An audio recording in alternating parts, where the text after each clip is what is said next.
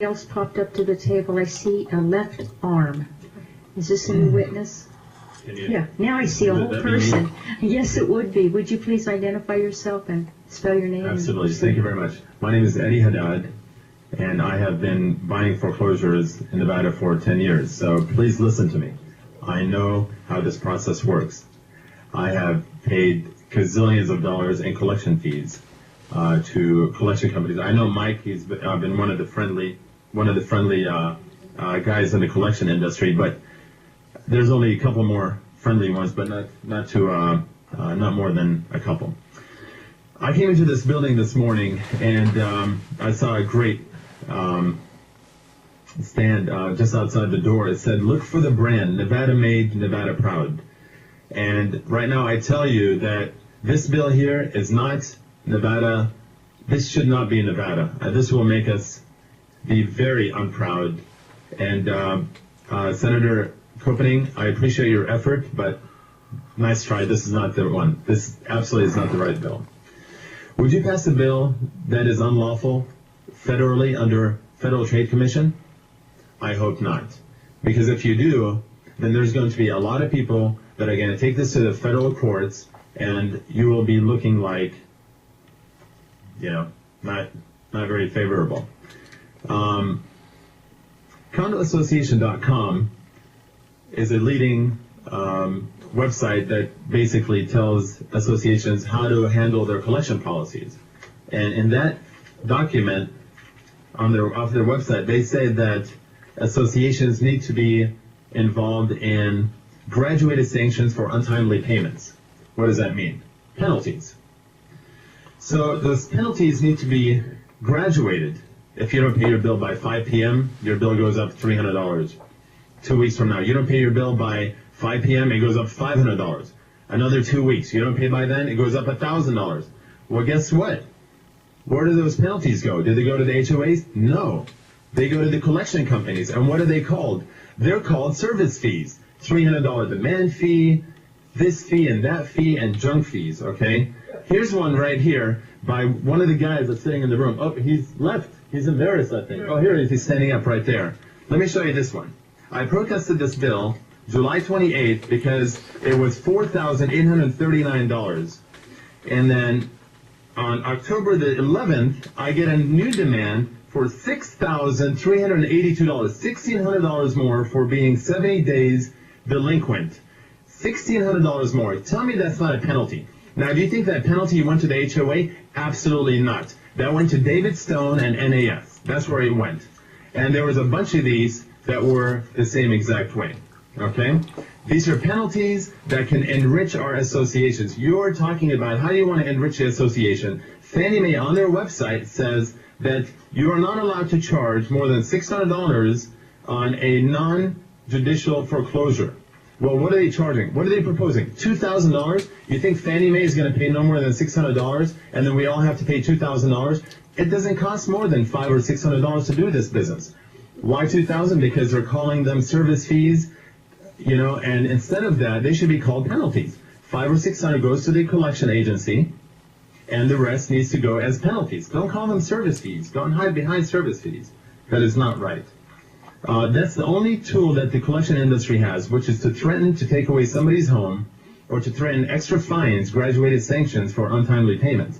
Well, it is against the law with the Federal Trade Commission. The Federal Debt Collection Practices Act states that you're not allowed to threaten somebody with seizure unless you absolutely intend to do so. And out of thousands of files, according to 2007 testimony by David Stone, he says, quote unquote, "We file notice of defaults on thousands of properties, and we only foreclosed on 2 last year." That's what he said. Well, what does that tell you? There's absolutely no intent. HOA board member after retiring HOA board member is being misled and being told that, listen, turn all your files over to collection. I've got a management company here that was signed by my board over a couple of years ago that says, and by the way, I told all this.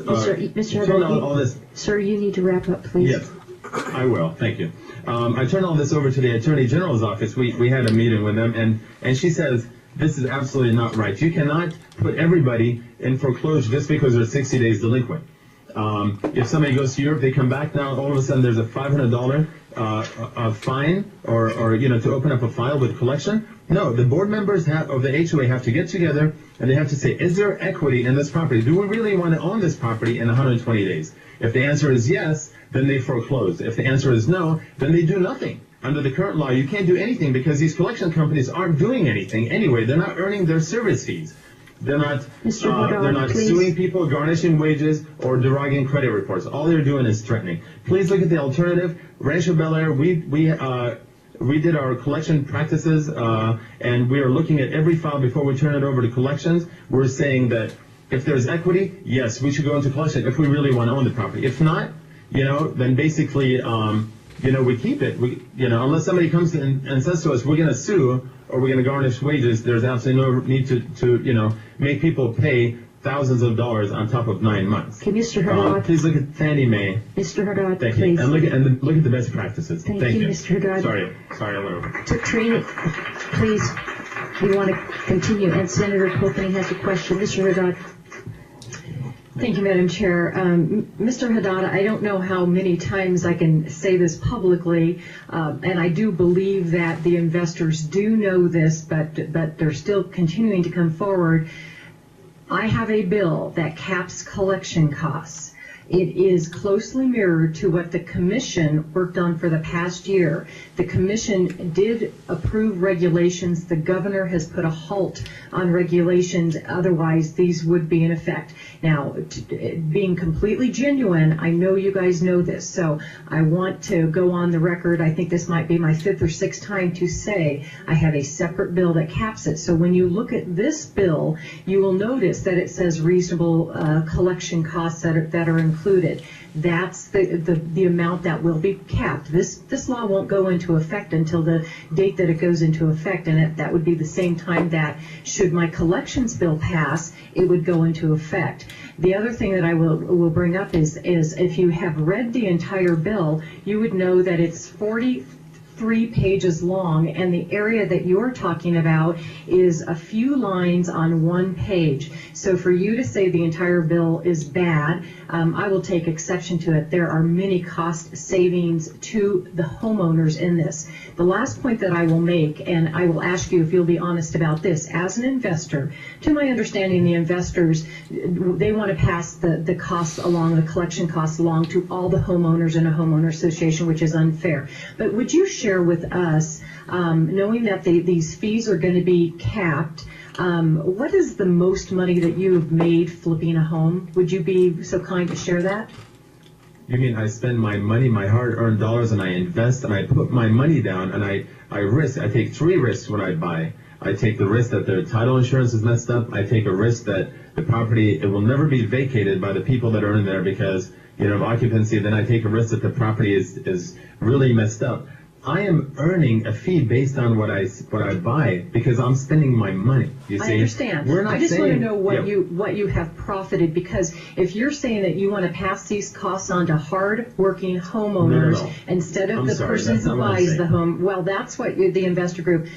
I realize I'm pretty passionate about this because I think there's a lot of misleading information out there, and I want to protect the homeowners from getting the fees that the investor, when he buys a home, wants to pass on to them instead of covering the fees himself. That's what my collection bill will do, is will prevent that from happening. So before we have can I clarify?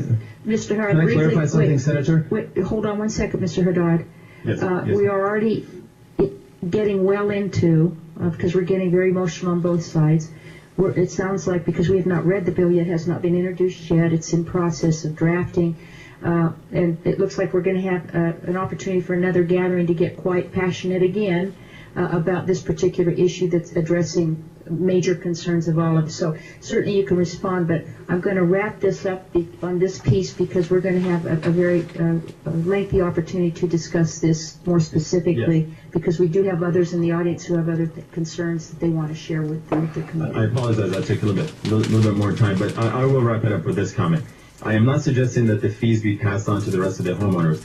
I'm saying if you have a homeowners association with 100 homes and 15 of them are delinquent, the HOA should collect penalties. Those penalties should go to the HOA.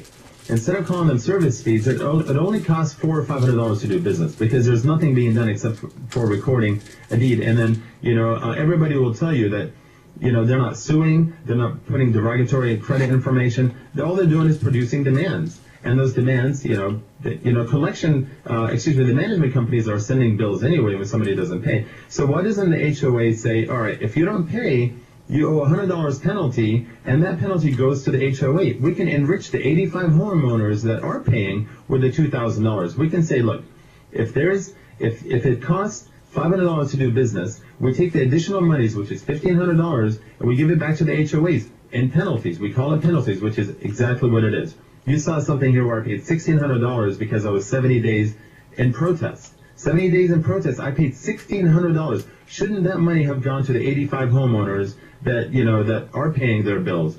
I'm not saying that pass the fees on to the HOA, other homeowners. To the contrary, what I'm saying is take the money, regard it to what it really is. It's a penalty. That's all it is. Give it back to the HOAs. Everybody's assessments will actually go down. So, Senator Copening, it's absolutely... I wish that you would not misunderstand me. If you'd like more clarification, I can certainly talk to you about that at another time. Thank you, Mr. Haddad. Now, I notice people are lining up, and I want to be respectful of what I had said at the beginning of the meeting. We are going to seat people at the table as they had signed up yesterday, because they're gracious enough if they are returning today, and then we will go to today's list. But I want to honor those people if they've been here now for the second day in the order that they signed up, because